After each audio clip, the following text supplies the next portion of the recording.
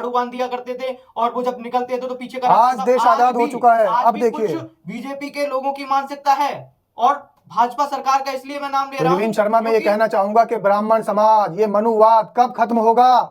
ऐसे लोगों को क्या शर्म के वजह से डूब के नहीं मर जाना चाहिए? बिल्कुल, मनुवाद को हम लोग ही, जिस तरीके से आप बहुजन समाज को बढ़ाने का काम कर रहे हैं, जागरूक करने का काम कर रहे हैं, इसी तरीके से हम लोगों की नैतिक जिम्मेदारी बनती है कि लोगों को जागरूक करें। क्योंकि चाहे वो दलित समाज का सही, चाहे वो ब्राह्मण समाज का सही, चाहे किसी अन्य वर्ग का सही है, तो वो इंसान है, लेकिन इंसानियत मर जाएगी तो क्या हम जी पाएंगे?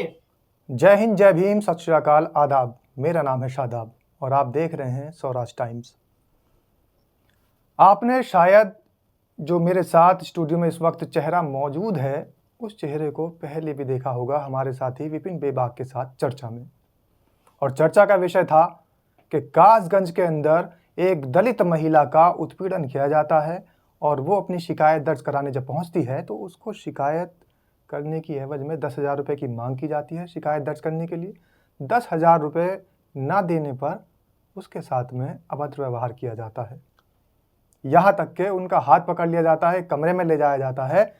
तो उसी विषय पर चर्चा थी और तभी एक किसान आंदोलन वहाँ पर होता है। और प्रवीण शर्मा, बहुत बहुत आपका स्वागत है। बहुत बहुत धन्यवाद शादाब जी। ये प्रवीण शर्मा जो कि किसान नेता वहाँ पर कहलाते हैं, और शर्मा मैं इसलिए कह रहा हूँ क्योंकि ब्राह्मण समाज से ताल्लुक़ रखते हैं। लेकिन एक ब्राह्मण समाज का व्यक्ति, एक युवक वहाँ पर बहुजन समाज के लिए, बहुजन समाज की दलित समाज की उस महिला के लिए आवाज़ उठाता है। और आप लोगों का तहे दिल से मैं शुक्रिया अदा करना चाहता हूँ, धन्यवाद अदा करना चाहता हूँ कि आप लोगों ने उस वीडियो को इतना शेयर किया है कि जो संबंधित अधिकारी था, जिसने कुकृत्य किया था, जिसने छेड़छाड़ की थी और जिसकी मानसिकता खराब थी, उसे सबक सिखाने का काम किया है। प्रवीण शर्मा बताएंगे कि आखिर क्या हुआ है उस दरोगा के साथ। जी, बहुजन समाज के साथियों का बहुत बहुत धन्यवाद। आप लोगों ने जिस तरीके से स्वराज टाइम्स की इस वीडियो को लोगों तक पहुंचाने का काम किया, वहीं उस अधिकारी को इतना सबक मिला कि सबक तो छोड़ो, उसका तबादला होने पर उसको हुआ। वहाँ की एसपी जो मैडम थी, ये ताकत है बाबा साहेब के संविधान की और आप लोगों की जागरूकता की। बहुजन समाज के एक एक व्यक्ति ने जो शेयर किया है, लाइक किया है और वीडियो को आगे बढ़ाया है, शासन प्रशासन को मानना पड़ा और तुरंत एकदम तत्काल प्रभाव से उसको तबादला करना पड़ा। वो अधिकारी वहां से ट्रांसफर हो चुका है और अब न्याय मिलने की भी उम्मीद बाकी है। लेकिन न्याय जब मिलेगा, जब आप जितनी मेहनत, जितनी शिद्दत के साथ आप लोगों के लिए वीडियो बनाई जा रही है, बहुजन समाज के लोग इस वीडियो को ज़्यादा से ज़्यादा आगे शेयर करते रहेंगे, तभी सबक मिलेगा ऐसे लोगों को जो कि बहुजन समाज के खिलाफ आवाज़ उठाने वाला है। प्रवीण शर्मा को हम बिठा रहे हैं और उनसे आप बीती सुनवा रहे हैं, जिससे कि बहुजन समाज को पता लग जाए कि आखिर बहुजन समाज को जागरूकता की ज़रूरत है। ब्राह्मण समाज का एक युवक आ चुका है, उसके दिल को, उसके हृदय पे ऐसी चोट लगी है कि वो बहुजन समाज के लिए आ गया है। लेकिन हमारे बहुजन समाज को भी जागरूक होना पड़ेगा। और वो समय याद करिए बहुजन समाज के लोग, वो समय याद करिए जब बाबा साहेब अम्बेडकर वो अपनी जीवनी में लिखते हैं, जो बाबा साहेब की जीवनी है उसमें लिखा जाता है कि जब बाबा साहेब अपने बाल कटवाने के लिए जाते थे और बाबा साहब के बाल बड़े हो जाते थे और कोई नाई भी काटने के लिए तैयार नहीं होता था, और समाज के जो बड़े लोग हैं, बड़े समाज के अपने आप को बड़े तबके के बताने वाले, मानने वाले लोग बाबा साहेब को बाल नहीं कटवाने देते थे, तो उस समय उनकी बहन बैठाकर उनके बाल काटती थी। जब बाबा साहेब पढ़ने के लिए स्कूल जाते थे, उन्हीं की आत्मकथा में लिखा हुआ है कि उनको स्कूलों में नहीं जाने दिया जाता था, उनके प्रवेश पर रोक लगी हुई थी। बाबा साहेब जैसे, अंबेडकर जैसे लोगों को जब पढ़ाई से रोक दिया जाता था, तो बहुजन समाज के साथ आज भी वही व्यवहार किया जा रहा है। देश आज़ाद हो चुका है, लेकिन ऐसी आज़ादी किस काम की जहाँ कोई भी व्यक्ति, बहुजन समाज के लोग, दलित समाज के लोग, वंचित समाज के लोग, आज उनको प्रवेश के लिए वंचित किया जा रहा हो, मंदिरों पर जाने के लिए रोक लगाई जा रही हो, स्कूलों में जाने पर रोक लगाई जा रही हो। तो क्या ब्राह्मण समाज ने जो ये काम किया है बहुजन समाज के लिए, इतनी ज्यादती की है प्रवीण शर्मा, उनको स्कूल जाने से रोक दिया जाता था। आप ये देखिए कि स्कूल में दाखिला देने से रोक दिया जाता था और नाई से बाल कटवाने के लिए रोक दिया जाता था। अगर वो कहीं मंदिर में प्रवेश लेते थे रोक दिया जाता था। तो क्या यह जाति नहीं थी बहुजन समाज के ऊपर? बिल्कुल, जिस तरीके संविधान में सभी को समानता का अधिकार दिया गया है, समान शिक्षा का, समानता का जो अधिकार दिया गया है, उसको ये प्रवीण शर्मा आपके समाज के लोग करते थे, बिल्कुल, मुझे यहाँ मैं कहते इस हुए। चीज से आपकी सहमत हूँ, बिल्कुल। लेकिन बट मेरा भी पहले जो है मस्तिष्क परिवर्तन कर दिया गया था। मैं खुद राष्ट्रीय स्वयंसेवक संघ एवं हिंदू युवा वाहिनी, विश्व हिंदू परिषद, इन तमाम हिंदू संगठनों से जुड़ा हुआ था।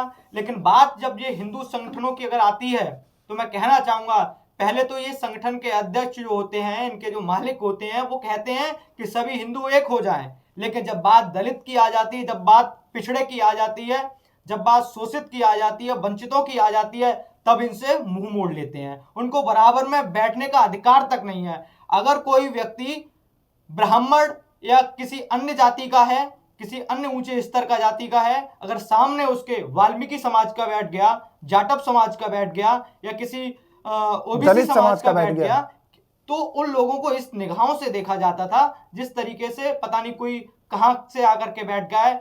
कहें तो साफ कहने में प्रवीण शर्मा, शर्म नहीं आती थी क्या? ऐसे लोगों को शर्म नहीं आती थी? बिल्कुल। अगर वो व्यक्ति चलते थे, क्या वो समाज का हिस्सा नहीं थे? क्या समाज की जो धारा है उसमें वो लोग नहीं थे? समाज का हिस्सा थे। बहुजन समाज हो, चाहे दलित हो, चाहे वंचित हो, चाहे शोषित हो, समाज का हिस्सा थे।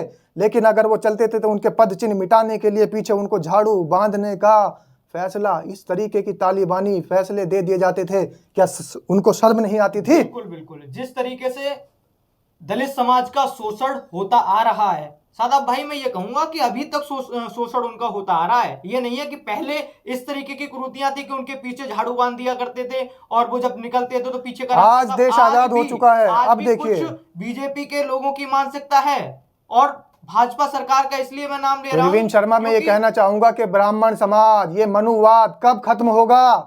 ऐसे लोगों को क्या शर्म के वजह से डूब के नहीं मर जाना चाहिए? बिल्कुल, मनुवाद को हम लोग ही, जिस तरीके से आप बहुजन समाज को बढ़ाने का काम कर रहे हैं, जागरूक करने का काम कर रहे हैं, इसी तरीके से हम लोगों की नैतिक जिम्मेदारी बनती है कि लोगों को जागरूक करें। क्योंकि चाहे वो दलित समाज का सही, चाहे वो ब्राह्मण समाज का सही, चाहे किसी अन्य वर्ग का सही है, तो वो इंसान है। लेकिन इंसानियत मर जाएगी तो क्या हम जी पाएंगे? इंसान है, बहुजन समाज के लोग भी इंसान हैं। लेकिन जैसे आपको ये सब रियलाइज हुआ है, ऐसे प्रायश्चित करना चाहिए। मैं तो ये कहूंगा, देश के हर व्यक्ति को प्रायश्चित करना चाहिए जो अपने दिमाग में ये सोच रखे बैठा है कि बहुजन समाज के लोग उनकी नज़र में इंसान नहीं हैं। उनको इंसानियत का दर्जा देने में भी उनको शर्मिंदगी महसूस होती है, तो शर्म के मारे डूब के मर जाना चाहिए। मैं तो ये कहना चाहूंगा, अगर पिछले समय की अगर बात करें, अगर वाकई में जो बहुजन समाज के साथ इतना अत्याचार हुआ है, चलिए वो बुरा वक्त समझ करके वो छोड़ दें, लेकिन इस समय बहुजन समाज के साथ खड़े रहें। जिस तरीके से बहुजन समाज के लोग, गरीब तबके के लोग हैं, उनके पास आज तक जो है अच्छे तरीके से रोजगार नहीं पहुंच पा रहा है, अच्छी तरीके से उनके पास शिक्षा व्यवस्था नहीं पहुंच पा रही है, उनको खाने तक के लिए जो है मोहताज हैं, उन सभी समाज को आगे ले जाने का काम करे ब्राह्मण समाज। और ये भी कहना चाहूंगा, जिस तरीके से भारत में हिंदू संगठन चल रहे हैं, लगातार हिंदुत्व की बात होती है, तो अगर हिंदुत्व की बात हो रही है तो दलितों को भी साथ लेकर के चलें। जब दलित की बात आती है तो हिंदू संगठन अलग हट जाता है। क्यों जरूरत पड़ी हिंदू धर्म छोड़ने की, त्यागने की? क्या जरूरत पड़ी? बाबा साहेब ने बहुत धर्म अपना लिया और तमाम दलित समाज के लोग धर्म को छोड़ रहे हैं, दूसरे धर्म की तरफ जा रहे हैं। क्या जरूरत आन पड़ी? नजर डालनी जरूरी है, क्योंकि उन्हीं को धर्म के जो मंदिर हैं उनमें प्रवेश से रोका जा रहा है, वंचित किया जा रहा है। तो धिक्कार है ऐसे समाज पर, धिक्कार है ऐसे लोगों पर। मेरी तो आंखें नम होने लगी हैं, क्योंकि जिस तरीके से मैं आए दिन खबरें पढ़ता रहता हूं कि मंदिरों में जाने से उन्हें रोक दिया जाता है, उनको पास बैठाने में रोक दिया जाता है। कहते हैं कि इनके शरीर से बदबू आ रही है, उनको शिक्षा नहीं मिल पा रही है। ये जो तुम्हारा कूड़ा है, कचरा है, इसको उठाने के लिए तो तुम बुला लेते हो, लेकिन जब कचरा साफ करने वाला, तुम्हारे घर का कूड़ा उठाने वाला व्यक्ति जब आकर मंदिर में अगर नहा धोकर आता है स्नान करके, तो तुम उसको रोक लगा देते हो। शर्म नहीं आती? बिल्कुल सही बात। सोच के देखिए, शर्म नहीं आती क्या? ऐसे लोगों को शर्म से डूब के मर जाना चाहिए। प्रवीण शर्मा, मैं तो ये कहना चाहूंगा, जिस तरीके से ये अत्याचार शोषण इनका हो रहा है, सभी बहुजन समाज के लोगों को आगे आना चाहिए। हम क्यों किसी का कचरा उठा रहे हैं, हम क्यों किसी के आगे हाथ फैला रहे हैं? हमें शिक्षा से मजबूत होना है। जब हम शिक्षा से मजबूत होंगे तो आपका कोई भी उत्पीड़न नहीं कर सकता, चाहे वो ब्राह्मण समाज से ही, चाहे अन्य कोई समाज से ही। हमें अपने आप को मजबूत बनाना है, अपनी मेहनत करनी है और सभी को आगे ले जाने का काम करना है। एक बात और मैं बताना चाहूंगा, आप कभी भी दलित की बस्ती में जाकर के देखें, अगर आप किसी दलित की बस्ती में जाएंगे तो उसकी झोपड़पट्टी पड़ी होगी, वो तुम्हें प्यार से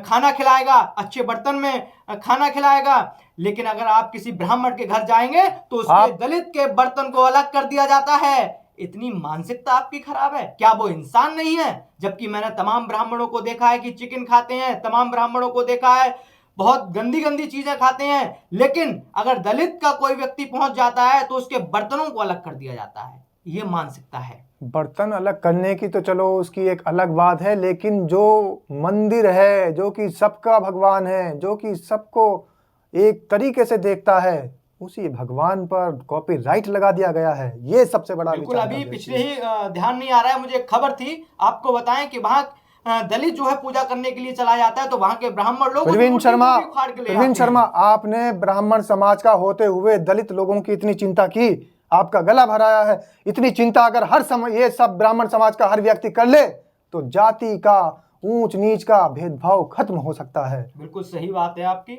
आपने बिल्कुल सही समझा है। बहुजन समाज की मैं आवाज इसलिए उठाता हूं क्योंकि मैं बहुजन समाज के लोगों के बीच रहता हूं। उनकी इतनी दुर्दशा है, खराब हो चुकी है कि मैं कह नहीं सकता। उन लोगों को इतना अत्याचार, उतना उत्पीड़न किया जाता है कि आप सोच भी नहीं सकते। आप लोगों को आगे आने की जरूरत है, अपने बच्चों को शिक्षित करने की जरूरत है। हमें किसी ब्राह्मण के चक्कर में नहीं पड़ना है, हमें किसी ऊंचे वर्ग के चक्कर में नहीं पड़ना है। हमें अपनी आवाज को आगे बढ़ाना है, उस भारत को परम वैभव पर ले जाने का काम करना है। बाबा साहब अम्बेडकर का जो उनका जो संविधान है उसको साथ लेकर के उसको बचाने का काम करना है और उनकी नीतियों पर चलने का काम करना है। एक बात मैं खुले मन से ये कहना चाहूंगा, अगर आज बाबा साहब का अम्बेडकर जी का संविधान नहीं होता तो बहुजनों की आवाज दबी की दबी रह जाती और शायद बहुजन यहां से बिल्कुल समाप्त कर दिए जाते। क्योंकि संविधान ने हमें जो ताकत दे रखी है, इसलिए ऊंचे वर्ग के लोग बहुजन समाज के लोगों का पूरी तरीके से उत्पीड़न नहीं कर पा रहे हैं। लेकिन